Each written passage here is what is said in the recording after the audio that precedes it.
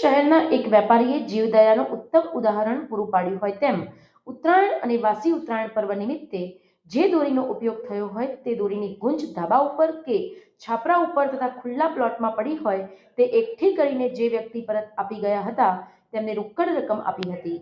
શહેરના 3 દરવાજા પાસે આવેલા શહેરના સૌથી મોટા ભવ્ય શોરૂમ ગેટવેના માલિક શ્રી મહેશસિંહ બાપુએ સોશિયલ મીડિયા દ્વારા રોકડ રકમ આપવાની જાહેરાત કરી હતી, જેના કારણે આજના દિવસ સુધી 590 કિલો વજનની દોરી લોકો દ્વારા એકઠી કરીને આપવામાં આવી હતી, જેના બદલામાં ₹1,07,000ની વહેંચણી કરી હતી.